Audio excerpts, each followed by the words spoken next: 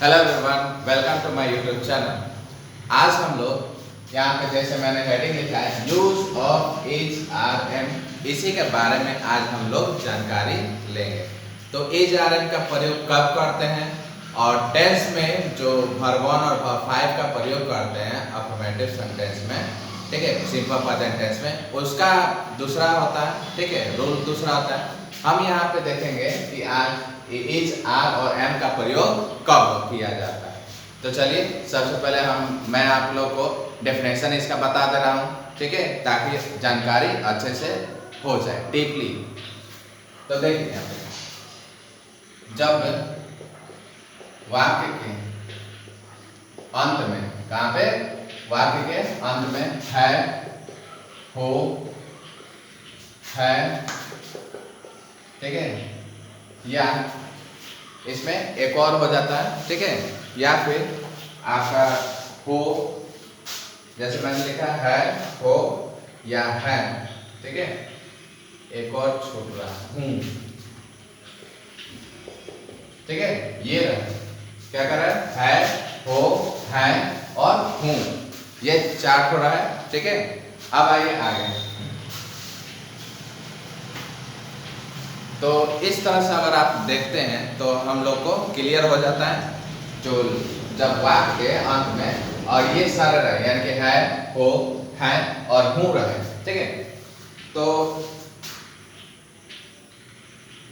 कहां तक पहुंचे, वहां तक, ठीक है। तो मुख्य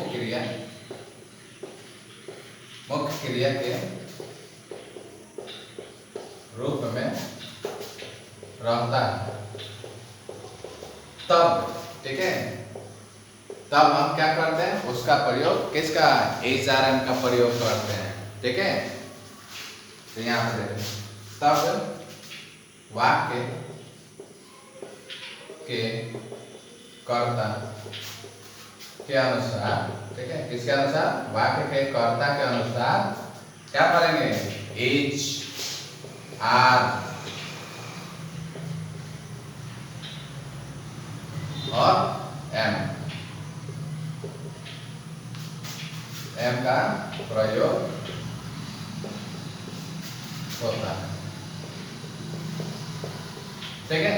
यानी कहने का मतलब कि जब वाक्य के अंत में, यानी कोई भी शब्द रहे, वाक्य के अंत में है, हो, है या हूं, ठीक है, ये सब रहे वाक्य के अंत में, तो मुख्य क्रिया के रूप में रहते हैं, ठीक है, उसको क्या कहते हैं, मुख्य क्रिया के रूप में वो लोग रहते हैं।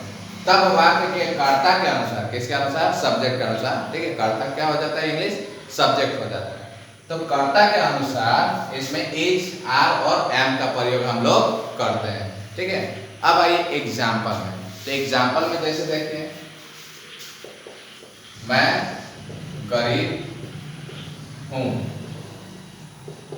यहाँ पे देखिए हूं आया, यहाँ पर मैंने लिखा है हूं, ठीक है। तो इससे कौन सा सेंस हो जाएगा, यानी कि इसमें एच आर एम का प्रयोग हम लोग को करना पड़ेगा, ठीक है। मैं यहाँ पे होगा अमुख्य क्रिया के रूप में है, तो इससे हमें पता चल जाता है कि किससे बनेगा, एच आर एम से बनेगा।